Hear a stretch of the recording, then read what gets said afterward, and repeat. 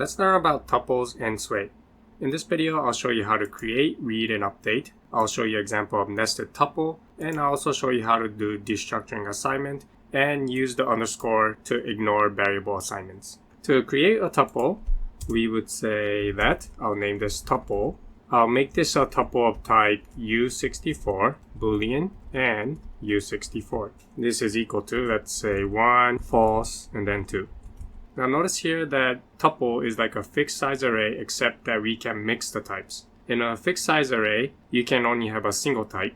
But over here, we also have a fixed size, but however, we can mix the types. We have U64 and Boolean. That is the difference between a tuple and a fixed sized array. How would we update this tuple? First, we need to declare this tuple as mute so that we'll be able to update it. And let's access the 0th element of this tuple. So we're going to be accessing this one, and let's also update it. So we will say tuple.0. This is like the array syntax, except here we're using a dot. And let's update this to be equal to 1, 2, 3. And if you wanted to get a single value out of this tuple, let's get the last element inside this tuple. So this will be 0, 1, 2. The element at the second index of the tuple. So say that x is equal to tuple.2. Here we're updating and here we're reading.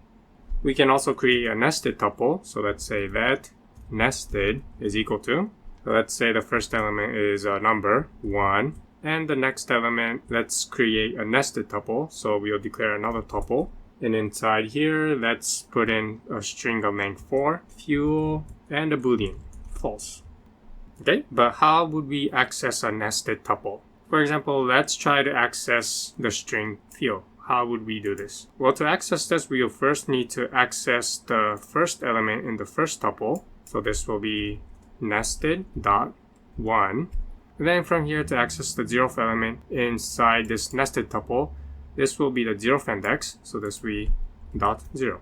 This will be a string. So let's say that s is equal to. Let me show you an example of destructuring assignment with this nested tuple. So we'll say that, parentheses, the 0th element inside this tuple will be a number. It will be 1. Let's assign this to a variable named n. Inside this nested tuple at index 1, we have another tuple. And inside it, we have string and then boolean. So let's also assign these to a variable. So the first one will be a string. Let's call this s. And the next one will be a boolean. Let's call this b. And this will be equal to nested.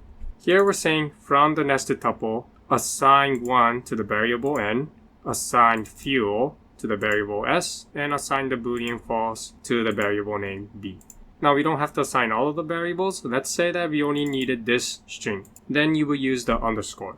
So let's say that I'm not going to need the 0th element, so I'll just ignore it by using the underscore. I want the string inside here, so I'll say s. And I don't need the other element, so I'll use the underscore again. And this will be equal to nested. Okay, let's return this nested tuple. So first, we'll need to change the declaration inside the ABI interface. The nested tuple is of type U64, and then inside it will be another tuple, a string, so str, of size 4, and a boolean. Okay, let's do the same over here for the function implementation, U64, str, 4, and boolean. And lastly, return this nested tuple, nested. Okay, let's try compiling this contract. Open my terminal and then type fork build. Let's also deploy this contract onto the beta 3 testnet. So I'm inside Suede Playground, compile the contract, and then deploy it, approve the transaction, and then call the function test function, click call, and I get a response of tuples. The 0th element being a number, the next element being another tuple, and inside it has the strings fuel and the boolean false.